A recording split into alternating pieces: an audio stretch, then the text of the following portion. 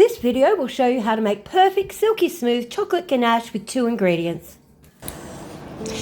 Your choice in chocolate will affect the outcome of your ganache. So the better quality chocolate that you use, the better outcome that you're going to have.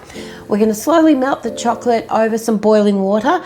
Now this can be done by pre-boiling the water and just sitting it on your bench top. You don't actually have to have it over the stove.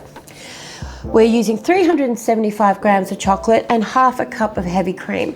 Now the cream has been heated up, being careful not to let it boil, because if the cream does come to the boil, this can lead to it separating in your ganache.